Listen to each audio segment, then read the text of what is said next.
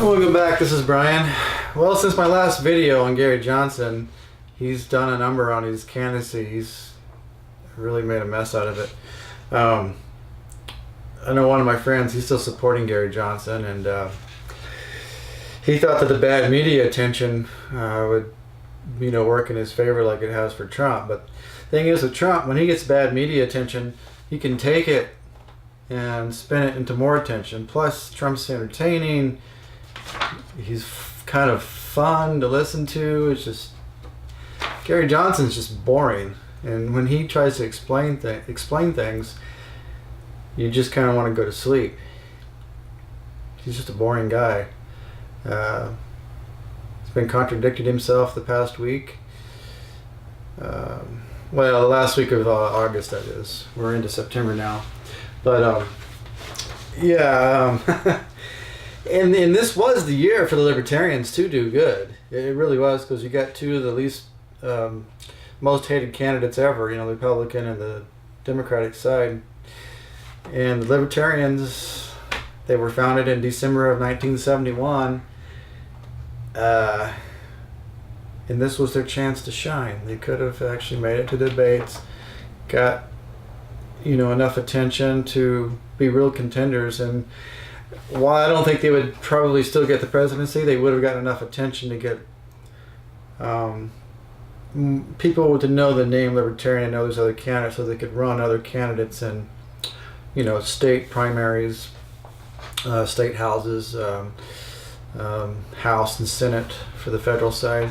It could have become a more viable third party, but instead they went and nominated Gary Johnson. Just stupid. The guy is not a Libertarian, and his opponent, his buddy William Weld, he's worse. He's a Democrat. So it's just disgusting, because I want a third party. I want there to be more choices out there, fourth, fifth parties. I think having a two-party system is a bad thing, but yeah, with these two guys, it's just. The Libertarian people who voted them, they basically voted against their own principles by putting Gary Johnson in. They should have went with John McAfee. He was a much better candidate to represent the Libertarian values. And he had energy. He was interesting to listen to. He's got a colorful life. The software security, the McAfee. I mean, my God. And having him in a debate would have been very fun to watch, and he would have brought up some very good points. But instead, they voted to select Gary Johnson. Oh, just Gary Johnson. Oh my, you guys are so disappointing. Gary Johnson, really? And now he's out there giving. Let's go to let me get off of this and let's go to the screen and let's talk about what Gary Johnson's been doing, because it's just a joke, man. It's just a freaking joke. Okay, let's go to the screen. Okay, I was going to go back and do, looking at Gary Johnson's past policies. I was going to do a policy video on him. But I got to thinking, he hasn't been in office since January 1st of 2003. It's over 13 years ago. And the bulk of his, time as governor making decisions were before that, from 1995 to 2003. So, the beginning of his stuff was 2 decades ago. So I think times have changed, and apparently Gary has changed. I think Gary used to be much more of a libertarian, 2 decades ago. But now he seems more like a Democrat. So I think it's much more relevant to focus on what he's been saying this past year, 2016, on the campaign trail, than what he did as governor, almost 2 decades ago. So let's turn here to Vermont Public Radio, where he was on August 24th, and he reversed his positions from libertarian positions to Democrat positions. Let's take a listen to 3 of these. You know, since I've said that, and this will probably sound, I've come to find out that without mandatory vaccines, that the vaccines that would in fact be issued would not be effective. So mandatory vaccines are to have mandatory vaccines. It's dependent that you have mandatory vaccines so that every child is immune. Otherwise, not all children will be immune, even though they receive a vaccine. So, you know, in my opinion, this is a local issue. If it ends up to be a federal issue, I would come down on the side of science, and I would probably require that vaccine. Okay. So that's definitely an evolution. And well, it's an evolution, actually, just in the last few months, just in the last month or so, that I was always under the belief that requiring vaccine, why require a vaccine if I don't want my child to have a vaccine and you want yours too? Let yours have the vaccine and they'll be immune. Well, it turns out that that's not the case, and that may sound terribly uninformed on my part, but I didn't realize that. Okay, so with the vaccine question, I'm not going to go into the science, but the non-aggression axiom, he's basically violating this by saying that he would make it mandatory. And he gives himself an out there, saying he'd go on the side of science and this and that, but he's talking to Vermont Public Radio, which is basically a Democrat. You know, Democrats mostly listen to public radio, I feel. So his audience, I think he's just pandering to them. And as we'll see later on, 2 days after he did this, he switched sides and he's back to talking about the libertarian perspective because he's talking to a libertarian crowd. So whatever your position is on Gary, it seems like he doesn't stand strong on topics. He seems like he flip-flops depending on who he's talking to. And it's just not the kind of guy I want representing me. I don't know about you, but if you like, you know, Jello for bones and your people that you call friends or politicians who represent you, then we've got some differences.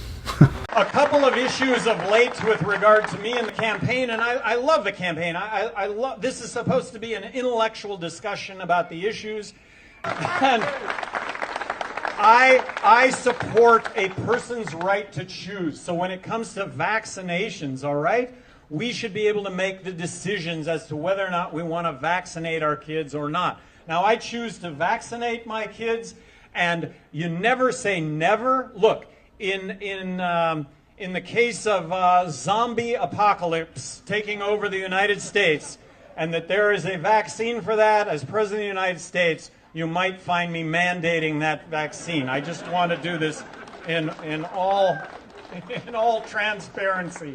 Okay, so he just seems like he contradicts himself. And then if you're going to take the line, like one of my friends, that he's better explaining himself in this last speech that he gives, I mean, even if you buy that, he's flopping back and forth. He's not doing a very good job of conveying libertarian values. Oh my God, John McAfee would have been so much better. Yes, it is. I think that in general, it's protecting us against polluters. Government should exist to protect us against those that would do harm. And based on my experience having been governor of New Mexico, there were polluters in northern New Mexico that, but for the federal EPA, they'd still be polluting today. Well, I do think that climate change is occurring, that it is man-caused.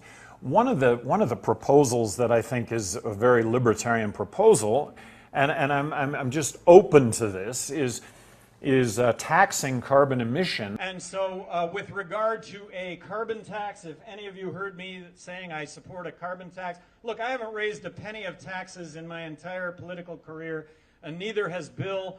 I was looking at what I heard was a carbon fee that potentially from a free market standpoint would actually address the issue and cost less.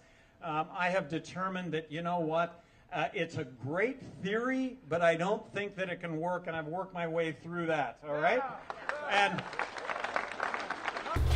on this, topic of green sustainable energy, carbon taxes, environment, possibly what Gary was talking about was something that Clyde Cleveland wrote in his book, Restoring the Heart of America, when he was running for the governor of Iowa. And in this book, he really makes some great cases and talks about how and why to do things in a very environmentally friendly method without using the force of government, but still maintaining the non-aggression axiom. Great book. Clyde Cleveland, Edward F. Noyes, Restoring the Heart of America. Read it. And it may actually have been from Gary Johnson, because there is, on the back where it's got people talking about how great the book is and this and that. They actually quote Gary Johnson on here. So he could have been referring to this and not talking about, government mandated enforced taxes, but he doesn't do a good job at all at that. He clearly comes out and uses the word taxes when on that CNBC interview.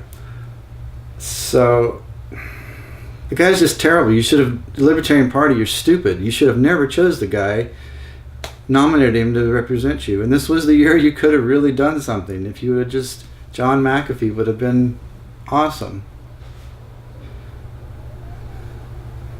And at least say the Republicans never miss an opportunity to miss an opportunity. I think the Libertarians are the same way. They just can't get out of their way. They just can't get out of their own way. On the topic of immigration, illegal immigrants, refugees, let's listen to what Gary Johnson has to say on some of this stuff. It's like most of his stuff, he seems to be confused and on the Democratic side. So let's take a listen.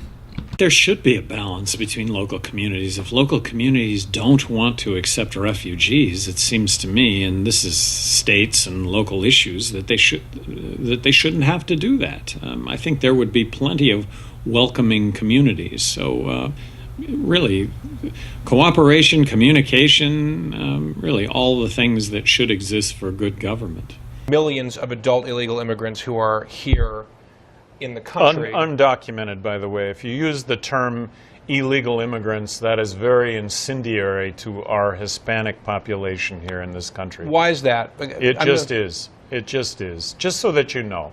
Just so that you know and you don't have to use that term. But isn't the term accurate in the sense that they entered the country, they immigrated to the country illegally, so they are... They came into this country because they couldn't get in legally, and the jobs existed.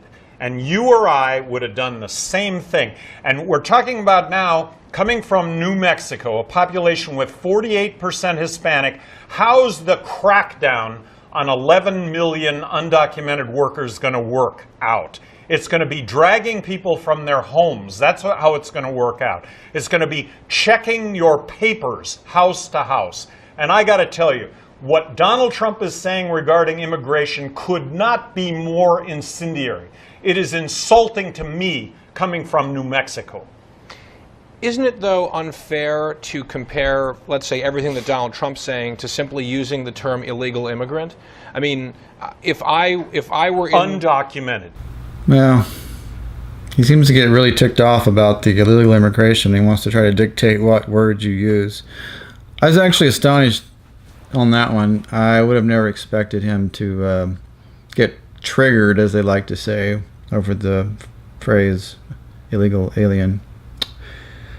But he did, and he proceeded to shake his finger at the guy and tell him what words he could use and could not use, which is not libertarian to tell people how they can speak. And honestly, the whole illegal immigration document, that's just political correctness. And for Gary Johnson to be promoting political correctness and social justice warrior talking points, it's just one more reason you should not support him. The guy is he's just a buffoon. And so where he stands on refugees, he does say that on the VPR interview that it should be a decision left up to local governments and local people, not national, which is good, I guess. But he doesn't say anything with a lot of conviction. He just kind of, like a guy that's been smoking too much dope. He's just like, hey man, I just love everybody. And he has been smoking a lot of dope apparently. He's a big proponent of marijuana, and which is fine. I think it should be legalized too, but I do think I don't know. Maybe he's always been this way, but he's definitely doesn't take strong positions unless it's like a social justice warrior triggering of phrases that somebody says. That's the strongest I've ever seen him come out on anything with a strong belief. So, and it had to be on something that wasn't even libertarian. So I just wish he had that same kind of energy towards libertarian concepts and beliefs. But he doesn't. Okay, so, and again, had Gary Johnson supported real libertarian values and insisted on real libertarian running mate instead of the joke guy of William Weld, who's nothing but he's just an establishment guy. I hate to even call him a Democrat or Republican. He's just an establishment guy who backs establishment policies. And it seems like Johnson more and more is just like Weld in that sense. And so, this was their best shot to get into the debates. The kind of attention that they've always wanted since they were founded in late 1971. And they went with Gary Johnson. It is a waste of labor and treasure over the past 44 years or whatever it's been since the Libertarian Party has been around. And they go with Gary Johnson. John McAfee was the choice this year for the Libertarian Party. He would have most likely made it into the debates because he would have offered a real choice for people and not just some watered down establishment Democrat ticket. And that's about all I got to say about Gary Johnson. I'm really tired of talking about him and William Weld. This is ready to get into some other topics, but if you're still wanting to back this jackass,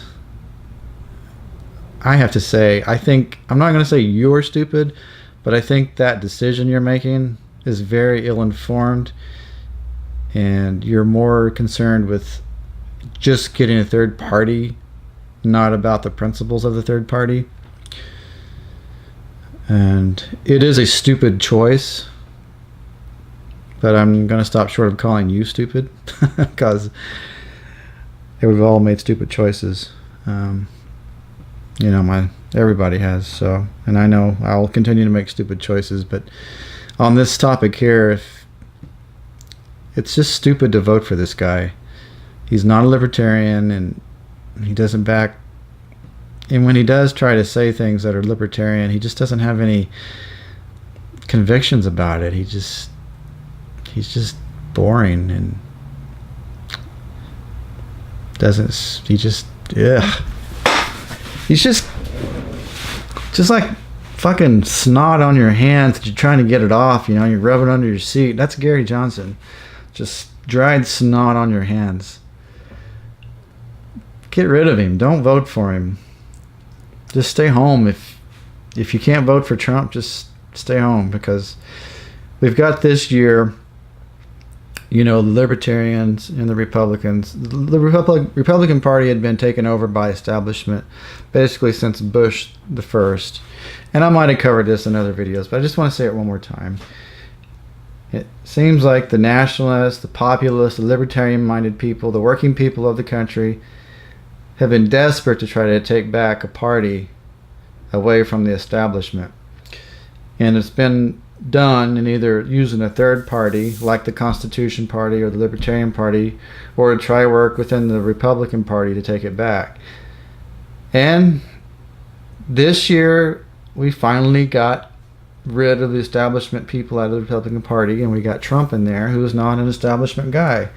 He's not perfect, he's not a libertarian, I understand that, but he's the first guy since Ross Perot that is pro-American and not beholden to these special interest, New World Order, establishment, globalist types. And for you guys who are going to vote for Gary Johnson, it's the establishment and globalist types who have backed Gary Johnson in the beginning because they thought that he would steal votes away from Trump. Actually, it's turning out to be more of the case because he talks more like a Democrat than anything else. I think he's stealing more from Clinton. So I think the establishment type people are starting to back off and they're turning on him. But for those of you who are, you know, libertarian, freedom-minded, and you're still backing Gary Johnson, it's just a retarded choice. I've spent the past 10 videos now talking about this, and there's so much out there. If you can't figure that out, then you're really not as smart as you think you are. This guy sucks. He's snot. He's dried snot on your hands. It just is. It just is. Just so that you know. Oh, one last thing before I go. Looks like the Commission on Debates, or whatever it's called, they've ruled that Gary Johnson and Jill Stein don't meet their criteria to participate in the first debate. So it looks like they're on their way out. They both hit some high points. I think Gary Johnson got 11-12%, but I think after this, I think you can pretty much count them out, and they're just going to be footnotes. So, good riddance. I think is a terrible choice for a libertarian, and I would be very happy to see him go away. Thanks for watching.